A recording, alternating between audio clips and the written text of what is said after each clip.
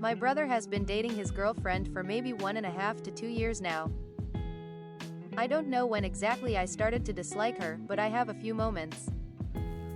One being when me, my brother, her, and one of my friends were in the living room. She randomly started talking about her ex and how he would buy really expensive books. It was weird because at the time my brother didn't have a job, and he was using all the money that he did have on her. And just bringing up her ex in front of all of us unprompted after they had already been dating for a year was weird to me. I called her out and asked if she always talks about her ex, and she says, "No, wait, yes," and she stormed upstairs and got mad at him. Then the next day she had him come and tell me that the reason she was talking about her ex was because she has BPD. Bullshit. There was another time, I don't remember if it was before or after the former situation, where she called him a fatty. Her exact words were, "Ew, get away from me, fatty." This happened when they were laying together in his room and I happened to be walking past. My brother is a bigger guy and growing up was always sensitive about his weight. So obviously that rubbed me the wrong way. He defended her though, and I let it go. Now that I'm on a roll, I'm just gonna start listing off situations I didn't like. In my city we have a light show at the zoo every Christmas. Despite all of us living in that city for our whole lives, none of us had ever gone. So this year we decided to go. As a family. Well, my brother told his girlfriend about this trip and she assumed she was also going. When me and my mom said no, she started crying to him that people always leave her out. I didn't like her reaction since it was a pre-planned family trip with just the three of us, and I felt like she was trying to guilt trip him into taking her. Then there was a time right around the same time as the zoo, where we planned to go bowling.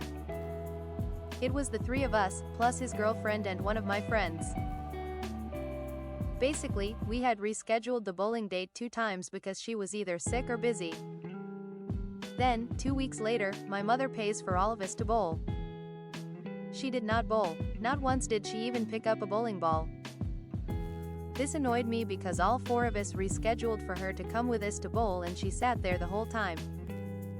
Why even let my mother pay for you? Why even come if you knew you wouldn't participate? There are a few other things that just rub me and my mother the wrong way. And the thing is, I have been a victim of an extremely toxic and emotionally draining relationship. And I can see the parallels clear as day. But my brother is sensitive and I don't think he's keen on leaving her even if he knows he should. I'm writing this post because just the other day me and my brother got into an argument.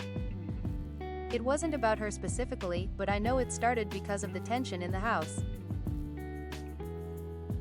The reason for the tension? She has moved in, temporarily. She is older than him and has not graduated high school. She doesn't have a job but somehow wants to move out with my brother to get an apartment. The only reason my mother is letting her stay there is because she feels sorry for her, and because she doesn't want my brother thrown into the real world with her. She has nothing to offer him while still constantly expecting his attention and to cater to her every move. I don't want to ruin the relationship with my brother, especially since we are adults now and no longer forced to get along. But I cannot stand watching him in this situation. The biggest mistake of your mother's life is allowing her to come and stay with you. I'm staggered that she showed such bad judgment. And I'm not trying to be unkind. I'm sure she's a lovely person. But based on everything you've written about this woman, getting her out, it's going to be next to impossible. If your mother asks her to leave, then she's going to cry to your brother that they hate her, blah blah blah. If your mother lets her stay, she will discord even more than she has in the past. And your mother isn't helping your brother by letting her stay. Instead, she should have told him politely no, that it wasn't a good idea. If your brother who doesn't have a job or any money really was going to move out with her, then he'd have to get a job and have money. And even then that would be his decision. And it might actually be the thing that finally makes him wake up to what kind of a person she is. If If I was your mother, I would sit down and have a conversation with both of them and say I'm happy to help you out, but this isn't a full-time thing going forward, that she's giving her a little bit of breathing room to figure things out, but that she expects her to have a place to live and be out of the house by July 30th. It's very reasonable. I can't believe your mother let her move in when she doesn't even have a job. In the meantime, she should have very specific chores to do as a way of paying rent. Your mother should be very clear on her expectations around it. If your brother doesn't like it, honestly, that's too bad. He probably stays with her cause he's insecure about his weight, as you said, and he feels like this is going to be the one chance he has to have a girlfriend or something like that. Even if he doesn't consciously realize that's why he's doing it,